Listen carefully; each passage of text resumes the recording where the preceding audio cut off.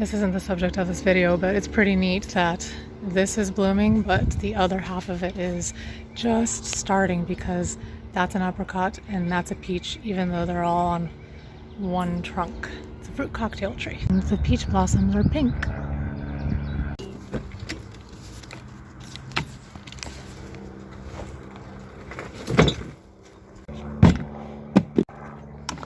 So it's been a couple weeks, since maybe 3, since I pruned the grasses, and there's one more grass I need to prune, and that's the one I did a video on last year where I cut half of it, I sheared half of it, and then the other half I cut in between the blades. So let's see what it looks like now.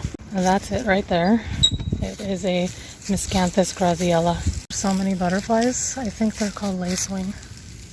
I'll show you an update. These are the porcupine grasses. There, 1, 2, and then the third one is behind the irises. You can see the green growth coming from the spots where I cut. Here's a good example. I cut here and it's growing from the center. And because I cut in spring rather than in fall, I cut the tips of the blades off.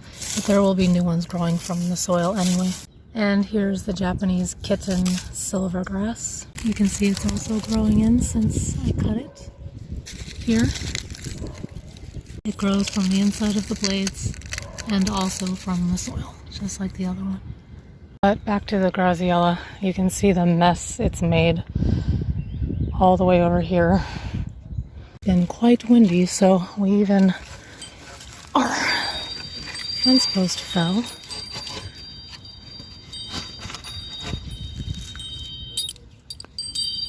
There we go.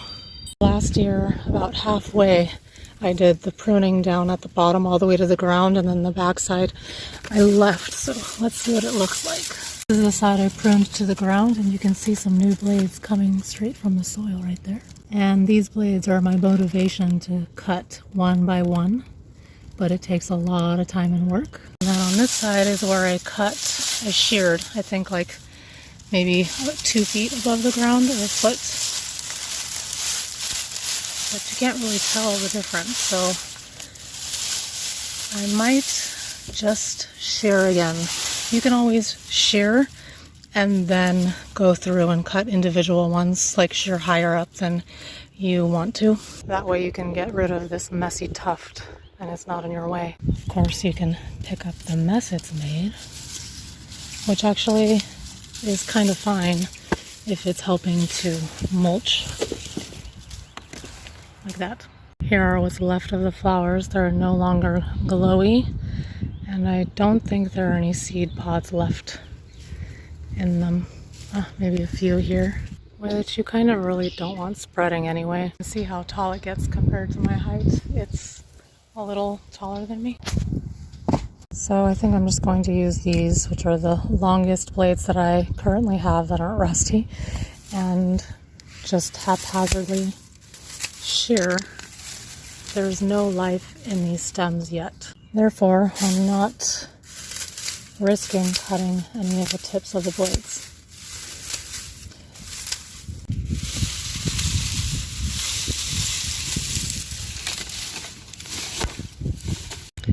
This part of the video is dedicated to Linda P. Hi, Linda, who suggested wrapping this up.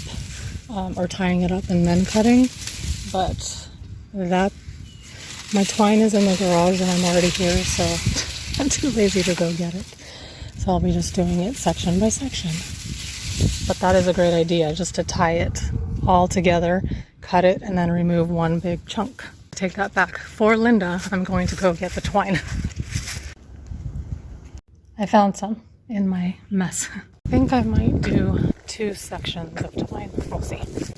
So this is what I'm using.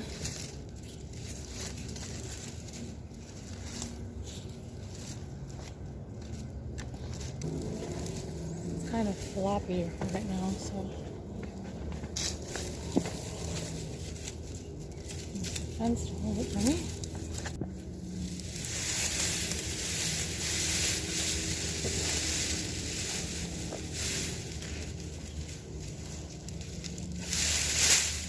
It broke.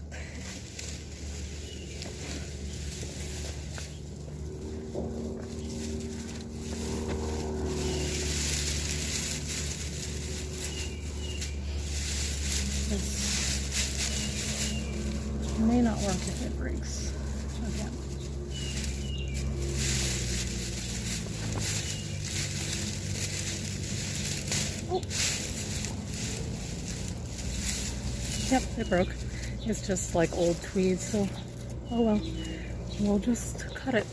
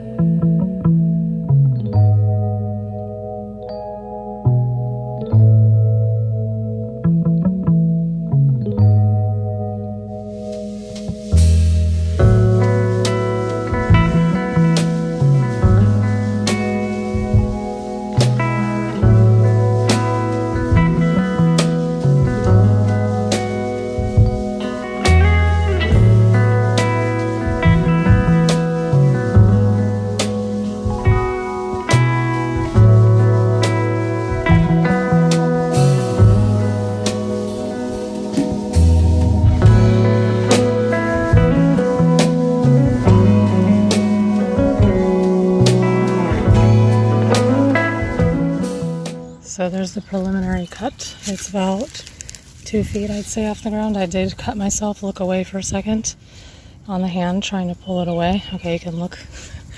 And obviously this is too high. It looks quite silly. And it's a full wheelbarrow.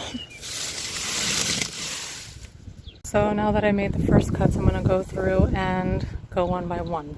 Side note, if you have a full wheelbarrow, no matter what it is, except for tree branches probably, if you're trying to smush it down and you don't have space and you really don't want to go to your mulch pile or your compost pile, you can reduce this pile in a few cuts.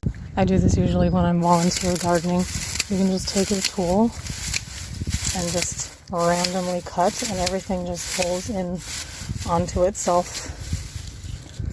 Pretty amazing how much room you can spare and gain just by doing this.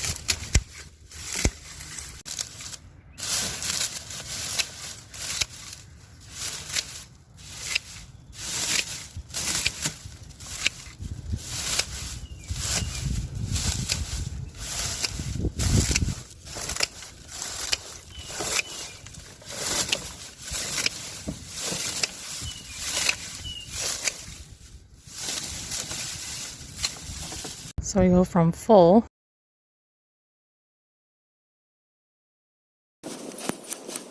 to this, more dense and manageable, and it probably has benefits too, like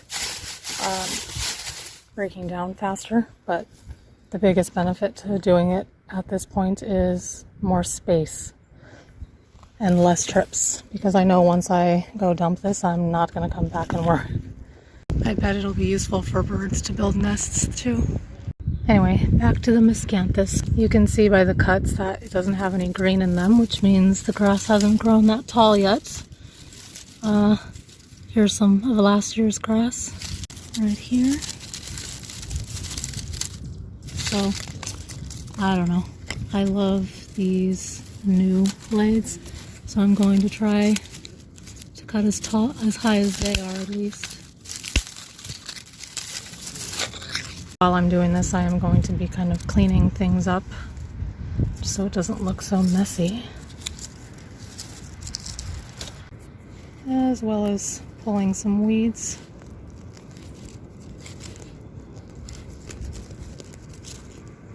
In terms of it cutting your hands, it won't cut you if you're just picking up blades, but if you happen to pull on a blade and it's still attached, it will cut you. That must be why they call them blades of grass. One of these all the way down and see if there's green inside. And there is, so I'm cutting the blades off. Let's see, I cut a couple inches off the ground if it does the same. Nope. Here are a few blades that I just cut. Some of them are completely empty tubes. Others have red in them. Those are alive. This one has green and red. This one is green and then red. You can see they grow in like tubes.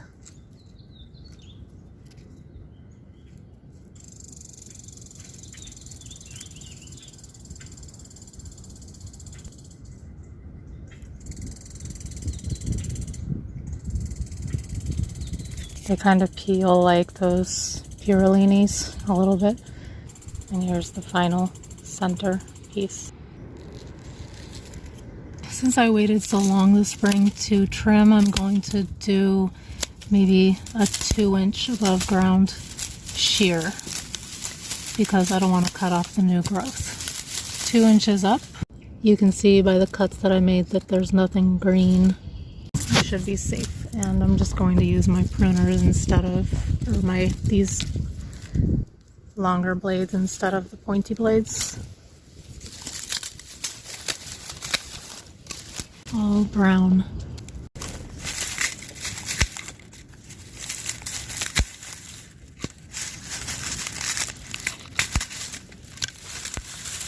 This is the part you have to be careful not to pull on a blade that hasn't been cut.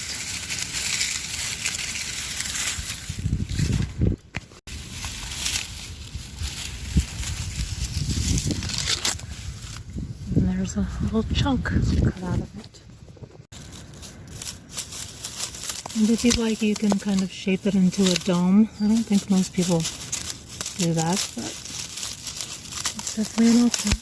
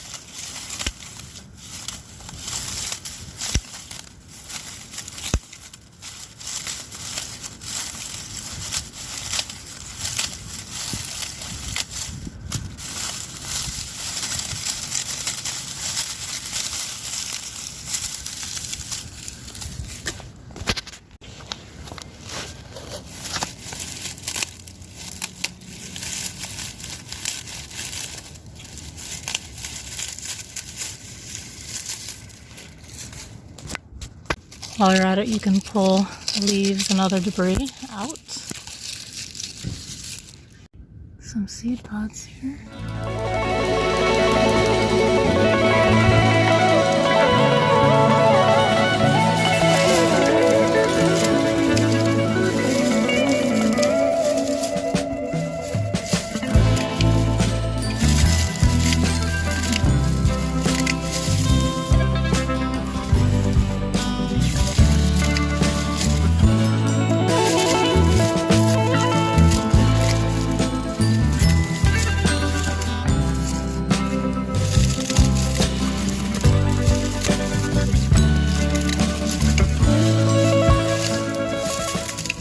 Definitely helps to hold on to the chunks that you're cutting out.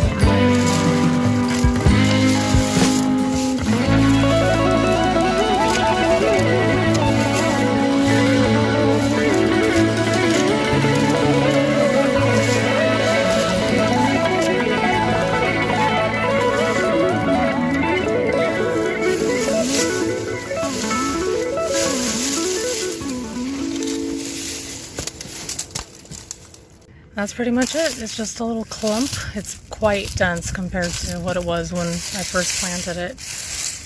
This right here is the half that I cut 1 by 1 last year, and this is the half that I just sheared, and you can tell, I mean, I can tell, I don't know if you can tell, that this side is way more sparse than this, because these are last year's and this year's blades, or 2 years ago and then last year's.